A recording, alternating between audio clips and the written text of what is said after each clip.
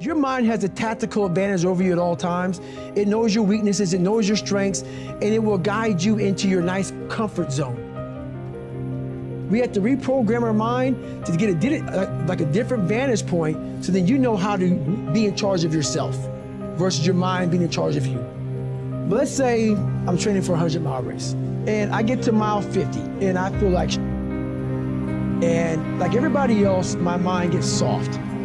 Why? Because I'm human. I'm not some damn, hybrid creature that was formed from the heavens above. No, not.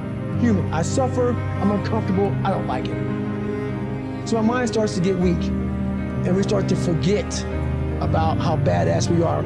So basically what I do here is you have to make sure that your mind doesn't become spastic. When it's suffering, when it's in pain, all it wants to do is find the easy way out, which is usually quit. If you quit, the pain goes away immediately. You gotta give yourself enough energy and fuel in your mind to stay just a little bit longer so you can talk yourself into staying for the whole thing. And this is how it works. Most of us never start anything cold. If you're gonna go to college, you gotta study your ass off. But what happens is, in that moment where we need self-talk, when we're failing and we're in our worst spot possible, we forget all the build-up to where we're at today. We forget how much work we put in. We forget that we put years, maybe not into making these dials, but to getting where you're at today. To become this person. To become this person, to be in a position to make this money, whatever you want to make, whatever you want to do in your life. We forget that. We forget that journey on what it took for us to get in this moment to make the right decision. So my self-talk is this: okay, I'm gonna get out of here, man. I'm done. Then I remember this.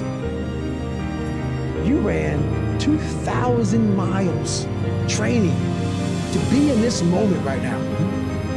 We forget that. We forget the 3 o'clock in the morning runs or getting up early for work or whatever you're doing. We forget all that. In that moment of suffering, I remind myself, I only have 50 more miles. I put in 6 months of training. So what I do, my self-talk, is basically going back down memory lane of all those up days.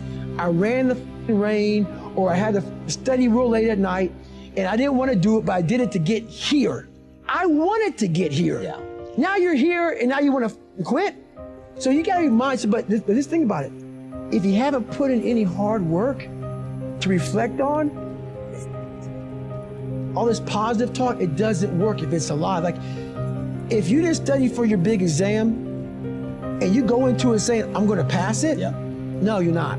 Yeah. You're gonna fail it. That self-talk is not gonna work. Self-talk without real work is just a lie. So my self-talk is me reminiscing back on the struggle to get to this moment. And that tells me we're not quitting today. Not today.